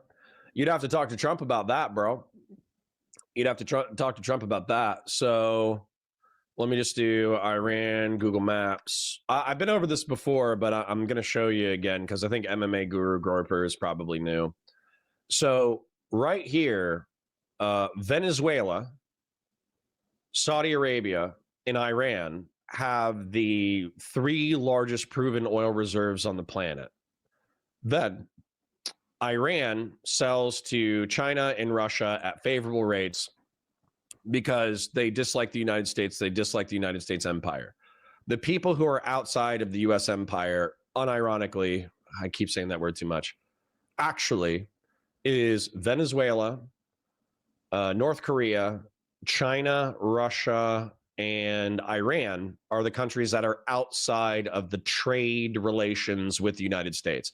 Everyone else, including Afghanistan, weirdly enough, even after the Taliban's rise to power, we have some degree of like trade, diplomacy, economic entanglement, economic interest. We have some degree of entanglement, whereas Iran is hostile. So when you're saying that the Iranian bombing or the Qatari bombing of the Hamas leaders that led to, violence in the Middle East or whatever, that is counterproductive to American interest. Well, correct me if I'm wrong. Qatar has not militarily responded against Israel. Israel did bomb the nuclear sites in Iran. Syria has normalized relations with Israel. Iraq has normalized relations with Israel. Jordan has normalized relations with Israel. Saudi Arabia has normalized relations with Israel. Egypt has normalized relations with Israel, as have the Gulf states, except for Yemen.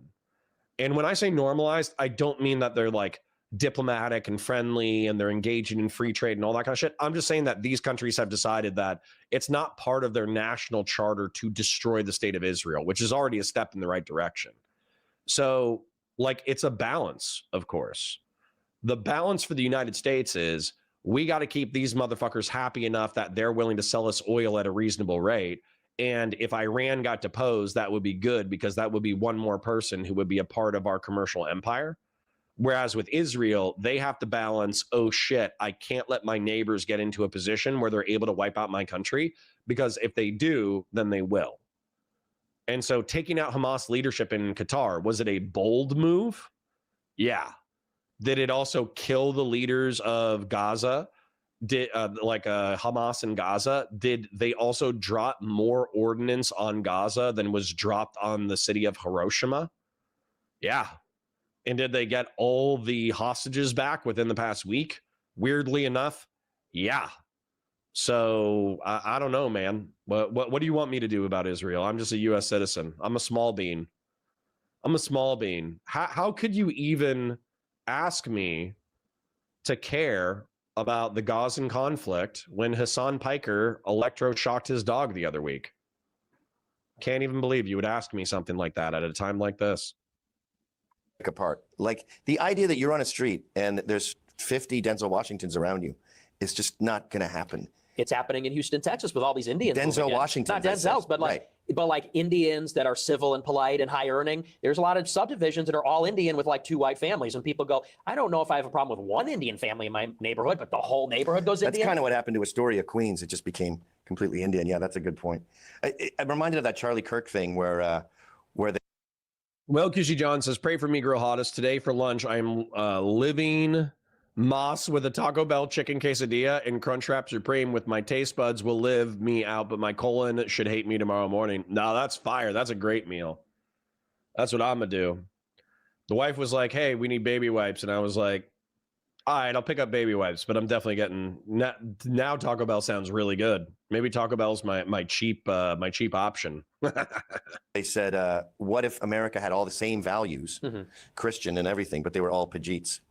Yeah. And it's like, you can't do that. Like your hypothetical is too obtuse for me to think about it. But that's where it's going. Yeah. Yeah, but the other problem with that hypothetical is it's going there, but it's not going there in the sense that they're not Christian, they're not fans of the West, they're not assimilating, they're not learning English, they're not even liking America. When the World Cup is on, the Albanians have the Albanian flag on their car. They have no interest in assimilating. The whole idea of Henry Ford, did you ever hear about the melting pot thing? He made one. You go up a ladder, down a ladder, you're in a pot that's as big as this room, and then you pledge allegiance to the flag, you sing the national anthem, then you go up another ladder, and you keep the flag you were given, and it's obviously symbolic. You don't literally melt. And that notion, like I went to Ellis Island recently, and they kept it as is, and the last thing you see when you walk out is this massive painting banner that just says, be loyal. They Zena says, what's abusive wasn't the shot collar, it was being forced to watch Hassan streams in full. Yeah, imagine being like, I think I would actually kill myself. Imagine if you had to sit on a bed, but you were only allowed to sit in one part of the bed for 8 hours a day, having to listen to Hassan Piker for 8 hours a day. I think I would kill myself. Kaya is like a braver creature than me because that's what she does every day. She sits there and listens to Hassan yap for 8 hours. That's bananas. don't do that anymore. Right. In fact, I would argue often when immigrants come here and they want to assimilate, they become anti-American because that seems to be the norm. Right. So they are assimilating in a bizarre sense. Right.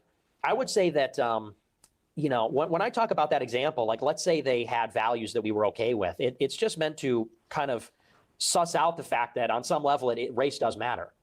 Because even all things being equal, I still wouldn't feel comfortable being a minority in America as a white person. I know what you mean. Yeah.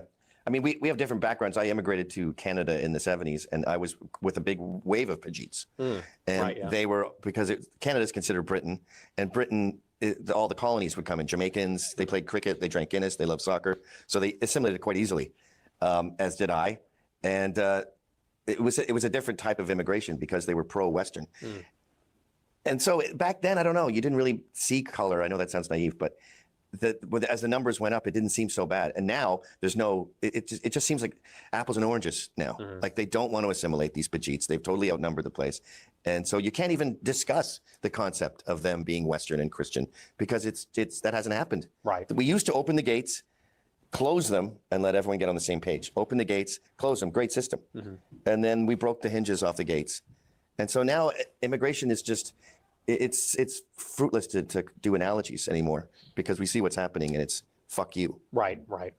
And dude, this is where I just have to assume that it's like boomer nostalgia or whatever. Maybe I live in the real world a little bit too much, or maybe Orlando is legitimately better than a lot of other places. The conversation that we had a couple of days ago, I did a debate Wednesday night, I did a debate Thursday night, and the debate on Wednesday night, I was effectively talking to a non-groiper. They were a Christian nationalist, anti-immigration, isolationist, pro-Trump person. And what they were saying is like, oh, well, you go to a restaurant in, the West Coast and nobody speaks English and there's only one English speaker who's a server, and the English speaking server is dealing with the English speaking clientele and they're bullied by their coworkers. And I'm like, how does that even fucking work? Right. Like I don't think that's real, because how would you have a restaurant with 90% non-English speakers? You hire one English speaker and then that person isn't even capable of speaking Spanglish and you train them and employ them? That doesn't make any fucking sense. So I think this person was coming up with a hypothetical in order to make them sound like, sympathetic, but I think it's total bullshit. I think anybody who's worked like restaurant retail industry, like, yeah, sure. Is there friction? Sure. Is there like racial shit talking? Absolutely. But oftentimes the racial shit talking is banter, right? The Hispanics, go, pinche tu madre, güey, ¿qué pasó? They're like necesita una cerveza con tu mama. They're talking shit. They're talking about drinking your mom. They're drinking with your mom. They're talking about fucking your mom. They're talking about how you're a maricon, how you're a F slur, how you're a loser, how you suck. And the way that you basically prove that you deserve to be in back of the house or front of the house is you don't fucking cry about it. You start talking shit back. You start using racial slurs or cultural slurs or homophobic slurs, right? Friolero. What's funny about friolero is beaner in Spanish. That's the word, friolero. And the way that I learned that word was because a Mexican from his parents were Mexican. He was an American citizen, but he was a first generation Mexican immigrant. And he introduced me to the song Friolero by the band Molotov.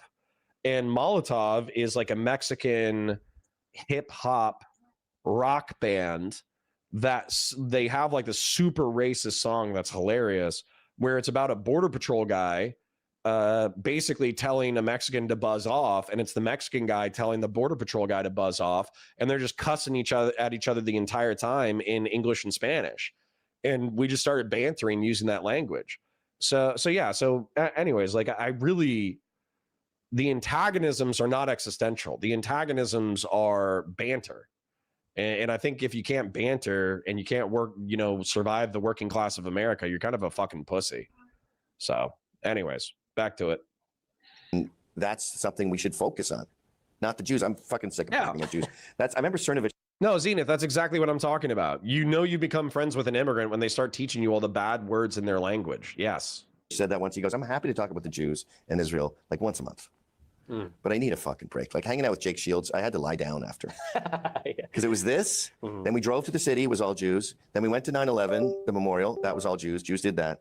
And then it was like, I had to go get a beer at that point. I was just like, it gets tedious. And I think that's sort of the other thing I was saying too, is this crutch becomes like the left has, I call them Nazi glasses, where everything is about fucking white supremacy. Right. And the right does that with the Jays.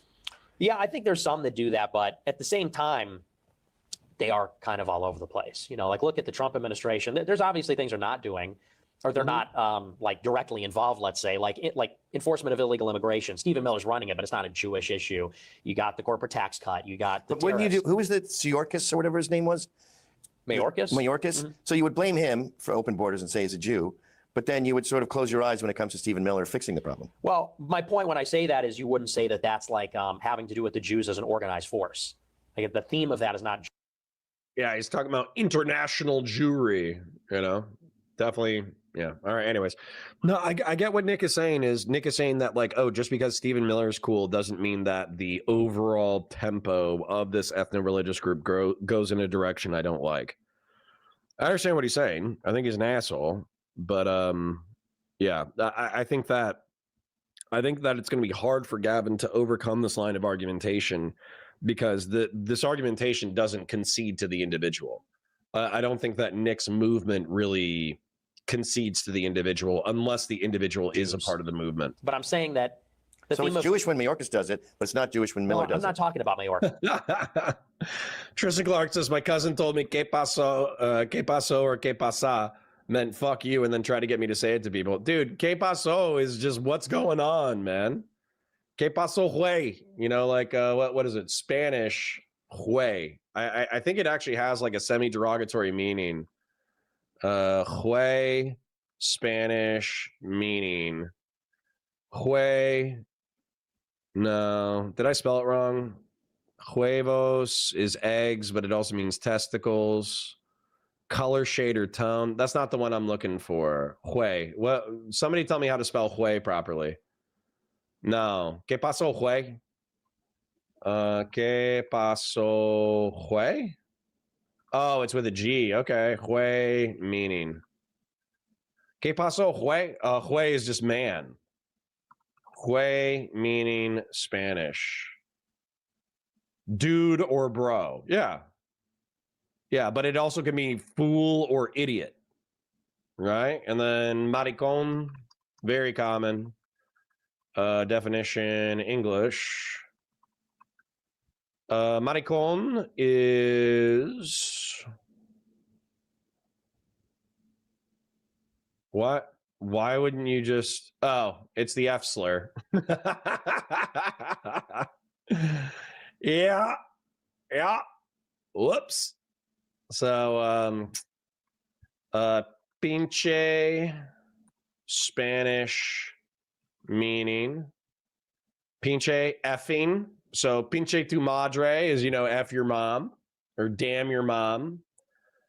Anyways, the point is that like, if you don't banter, right? If you don't banter with the boys cross language, are you even working class, bro? Are you even working class if you can't? Yeah, pinche, a Mexican word you need to know. Look how excited these guys are. Look how excited these guys are. Pinche maricón blanco. Because what I'm talking about is which issues have to do with Jews and Israel and which ones don't. Immigration enforcement doesn't really have to do with Jews and Israel. Tariffs doesn't really have to do with Jews and Israel. The corporate tax cut. Yeah, Zena says, what's crazy is the word jewel has nothing to do with Jews. I read that too, and I don't know if I believe it. Isn't that so funny?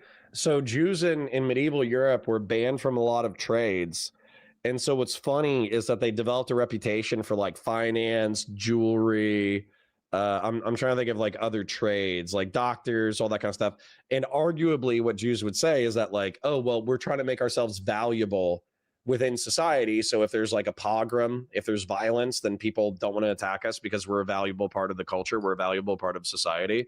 But then with jewelry, even though the front half of jewelry is Jew, somehow it's not etymologically linked to jewelry. It's linked to bijou, and bijou is jewel in French. So it's funny. It's funny. What does have to do with Jews in Israel is deporting anti-Semites that we got a list from Canary Mission. We're told who to deport. That happened in the State Department. What does have to do with them is bombing Iran, because they instigated that war. They launched. Yeah, if we start a full-on war with Iran, I'm on your side. Mm-hmm. I want that. But most Jews don't want that. Like you keep saying, Israel's going to get us into a global war. If that happens, you were right. I'm saying they're trying to get us into a war with Iran. What did I say? A global war. Well, that is a global war. Not really. If China and Russia gets involved, But Russia won't upset Israel, and China won't get involved. Crumpy Elf says, Zizek's examples of this from the Yugoslav military are hilarious. Apparently, they just walked up to each other and they were like, "Good morning, I'll suck you off." Correctly.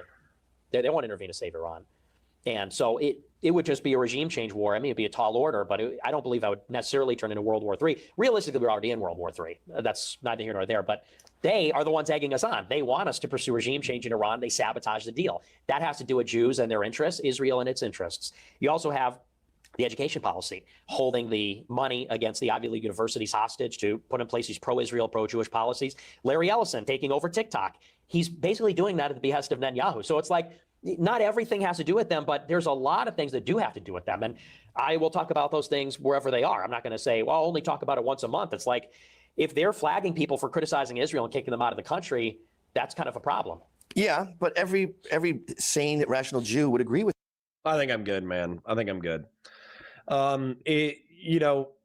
I appreciate Nick for not being like a shallow anti-Semite, right? I appreciate that Nick is deep in his anti-Semitism, that he reads history, that he pays attention to geopolitical events, that he can name some of his political rivals and political enemies. I still think he's an anti-Semite. And what I mean by that is that the crux of this conversation has been Gavin Mcinnes saying, okay, but the Jews are based because they're capitalists, and some of them love the West, and some of them love America, and some of them love Canada, and some of them are patriots, and some of them are not as politically or ethno-religiously tribal as you think they are. And then Nick is saying, yeah, but I don't care because they advocated their group interest. And so if they're going to advocate in their group interest, I want to advocate in my group interest. So fuck their group. I want to win. And so that's like the entire conversation. Like, I get it. I'm happy that Nick isn't a unintelligent anti-Semite. However, I do think that I think Jews criticizing Nick as an anti-Semite are correct, because I think he paints Jews in broad strokes. He paints the advocacy for Israel in broad strokes. He paints Zionism in broad strokes, and I don't think it's necessarily reflective of the actual Jewish experience. So fuck him. Fuck him. I parasocially love you guys. You have a beautiful day, all right?